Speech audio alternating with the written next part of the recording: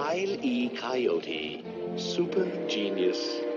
I like the way that rolls out. Wile E. Hi, Coyote. YouTube. This is Raven. I was married to what I believe was a covert narcissist for 16 years, and I was around his narcissistic family for almost 20 years. And I've done a series of videos called Narcissists Are Ridiculous because his family used to frustrate the hell out of me. So, you either laugh at these things or you cry. And, for a long time I cried. Now I laugh about it looking back. There was so much that I put up with over the years that I didn't have to. But I'm going to put this video in that series, Narcissists Are Ridiculous. And I think this video is going to be the narcissist, the know-it-all. Because my covert narcissist husband thought he was a subject matter expert on everything. I mean, he thought he was a gourmet cook. He was just kind of an average cook. He thought that he could do woodworking. He thought that he could do any kind of project around the house. I think I did the thing about organic gardening, where he released the plague of locusts onto our garden. But he thought he was the subject matter expert on everything. If we went to a party and we're talking to somebody, and I think if he knew that that person was smarter than him or had a job that he didn't know a lot about, he would just start making stuff up. Like, someone who's a doctor, and the doctor's talking about their job, all of a sudden, my narc would step in and he'd start saying, are you using that new procedure that I read about in Scientific America? And he would try to make himself sound like he was just as smart as the doctor. Even though the doctor's been to like years and years of medical school and practicing his craft, no, my narc is just as smart as him, because anyone can do brain surgery. I mean, anyone can just open up your head and, do complicated surgery. But, and I think that's because, he didn't like it when we were in a situation where the focus is not on him, it's on somebody else. So he was, the know-it-all, and he thought that he could do just about anything.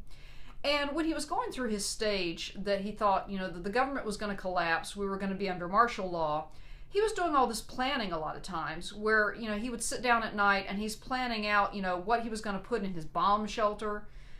And, he thought that fluoride was dangerous. We had city drinking water.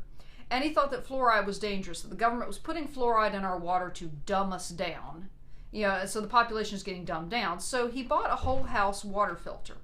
And it was this huge thing. It came with this gigantic tank water filter that all the water in the house goes through the filter, before it comes into the house, and it removes the fluoride. Well, rather than paying the several $100s that the kit suggested when it was delivered to us, it suggests that you pay several $100s for a plumber to hook it up to your house, he decided, no, I can do this on my own. I can do this on my own. So he did. He put it in our garage, where the water entered the house, and he's trying to connect this water filter. And, I'm in the office. My office was next to the garage, and I was working, I was typing, and all of a sudden I hear this, this explosion. Almost, it's like of water just everywhere. You can hear water hitting everything, and I go out and I hear him cursing, and I go outside, and the garage is like this deep in water, and there was about this this much height from the concrete in the garage and the door, and it was so high it was almost going to spill over into the house. And I was like, oh my God, just like, turn the water off, because he's just sort of standing there, just sort of in shock, like, what has happened? Because his grand plan has gone to hell in a handbasket really fast. And so, he turns the water off, and he's just like, I thought I could do it. No, I've ruined everything. I mean, he's just having like a panic attack all of a sudden. And, I was like, okay, it's no big deal. We obviously got to call a plumber, because now we have no water for the house and the garage is flooded. So of course he called a plumber. This is on a Sunday morning. Now you can only guess what a plumber charges on Sunday morning to come to your house to fix your emergency. But he was the know-it-all. He knew everything. So obviously he could do plumbing. But there's a reason why plumbers get paid hundreds of dollars an hour. Well, early on in our marriage, a friend of his fell victim to his know-it-all. A friend of his from college was going to massage school to learn how to be a massage therapist and do occupational therapy and other things. And she had paid thousands of dollars to go to school. Well, she also needed a massage table. It's a portable table, that you open up. It has like padding on it where the client can lay down on it. It has a face cradle, where you put your face in when you lay down flat. Well, he told her, you don't have to pay hundreds of dollars for a table. I can build one. Because he thought, he could design things and build things, like an engineer, but he really couldn't. And so she spent, a couple $100s, and they went to the hardware store, and he got things that you could get from the hardware store to make a table. Now, making a table, that's just flat, that's stationary, requires some skill. But making a table that it has to hold at least a couple 100 pounds, be able to fold it up light enough you can carry it over your arm in a carrying case and from one place to another, that's a whole different ball game. But he was convinced he could do this, and he was trying all kinds of different materials. He was trying like copper metal pipes, which copper is expensive. Copper metal pipes for the legs. He's trying all kinds of things that he could get from the hardware store, and every table he made failed. It was either too heavy, or it couldn't hold the weight. Whatever it was. And so they would go back to the hardware store almost weekly, to get more materials, and they would spend another couple $100s every time they went. I mean, I think they spent probably $600 on this table that, never got built. And, when he got to the point where to attach the face cradle, instead of just letting her order one online to attach to this table, he's like, no. He had found something so clever. I mean, he really thought it was clever. He was going to put a potty seat on it. Now, if you've ever trained potty trained a child, a potty seat is a smaller toilet seat that you put over the hole. You put over the regular toilet seat, so the kid, when they're sitting on it, they don't fall in.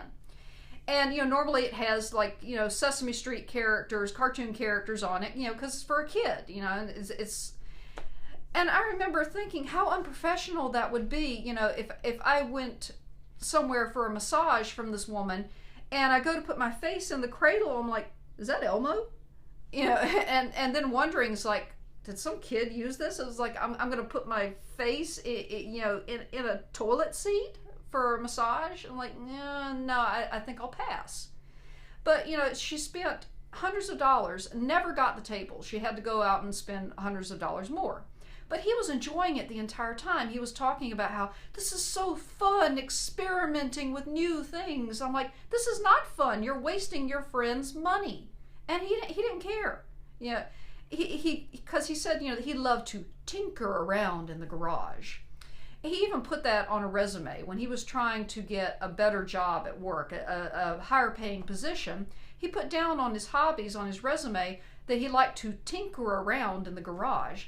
And I remember telling him, you need to take that off. It sounds stupid. It sounds, it sounds like, what are you, Tinkerbell? You go in the garage and you put, like pixie dust on you and fly around. It's like, no, put down that you do woodworking or, some kind of metal shop. Don't put down that you like to tinker around in the garage. But he thought that was clever because it made him sound like he was an inventor. He was, he was Albert Einstein or, whoever, he was just so clever and smart. But, and because he thought he was so smart, when we were going to church, our Sunday school class teacher made him the substitute Sunday school class teacher. And, he was going to show the Sunday school class, just how smart he was, that he knew technology. So he made up this very elaborate PowerPoint presentation that he was going to do on a Sunday morning for a Sunday school class while our Sunday school teacher was out of town. So he gets there that Sunday morning, and thank God I was pregnant at the time, so I could leave the Sunday school class whenever I wanted, like, oh yeah, I got to go to the bathroom. Sorry, I got to leave, Because he gets up there and he goes to teach, and his computer wouldn't talk to the screen that they had set up, so he couldn't show the PowerPoint presentation. And he just freaked. He was like, oh my God. And he looked at me like, I'm dead in the water. I mean, he said that in front of everybody. I'm dead in the water. You know, because he couldn't show this wonderful PowerPoint presentation. And I was like, you know, just go off your notes on the computer. But oh, no. You know, everything was ruined. It was ruined, you know, because he wanted to show how smart he was. But, you know, and my computer never worked. When we were married, he claimed that he was a computer expert, you know, because he had taken some computer courses in class and had gotten a minor in computers. But he really didn't know a lot about computers, because anytime my computer wouldn't work, he would say, oh, I can fix it. You know, and he would go and he would do something to it, and then, you know, like the next day it's broken again. But since we've been separated and now divorced for 2 years, my computer works fine. I mean, it's amazing that, you know, my computer obviously works fine now because someone isn't tinkering with it. Well, another case of he knew it all was we were having a birthday party for my daughter, and my mother-in-law is a very judgmental woman. And, you know, she has to have everything perfect. And we had been living in this house for several years, so the walls were scuffed up, and we needed to do some touch-up paint. So I go out to the garage, and I'm looking for the can of touch-up paint. And, you know, Narc is like, oh, I threw that away years ago. It's dried out. I was like, okay, well, you know, did you save the lid? You know, because we're going to need the color. And he's like, oh, no. I know what the color is. I'm just going to go get some, you know, paint. Well, the paint was actually a special color that the builder had put in our house from Sherwin-Williams. It was not from the regular hardware store. You had to go to Sherwin-Williams to get this color. But he wasn't going to pay Sherwin-Williams prices. He wanted to go to the hardware store and get the cheapest thing he could get. So he goes to the hardware store and he just tells them, oh, it's this color. And he comes home and he starts painting, and rather than just paint like a small area to test it, he starts painting big swatches, just up and down, big W's. And like, it looks wonderful. Look at this. I think I'm going to go paint some more walls. And he's going from wall to wall, but not painting the whole wall, just, you know, putting the big splotches here. And I step back and I look at it. I'm like, that's not the same color. And I know color. I'm an artist, so I know color. And he's like, no, you don't know what you're talking about. This is the right color. Once it dries, it'll blend in with everything else. And I'm like, I'm not so sure. So I'm watching it, and of course, when it dries, big W's everywhere, big W's. I mean, on every single wall. It just wasn't just one wall. It was every single wall in that house that was that color. I was like, oh my God, because, you know, the birthday party was coming up in a couple days, and my mother-in-law's coming, and of course she's going to have something to say about it. So then he had to go back to the hardware store again, and he's trying to match the paint. I'm like, no, you're going to have to go to Sherwin-Williams. Well, you know, he wasn't going to listen to me. So he goes back to the hardware store. He gets more paint. He's painting again. Still, it doesn't match. So, you know, finally, after, you know, 2 times, he takes my advice. He goes to Sherwin-Williams. He tells them the name of our builder, the name of the neighborhood, you know, and what the color was. They mix it up. Now, you know, it's $30 a gallon, and now he's going to have to get several gallons, not just 1 gallon to do touch-up, because we have to cover all the areas where he put the gigantic swatches. But that's the way narcs are. They know it all. You know, we're stupid. We know nothing. You know, we are nothing without them, because they are God's gift to humanity. They know everything. Well, that's all for now. Be vigilant, be safe, take care, and laugh at narcs whenever you can.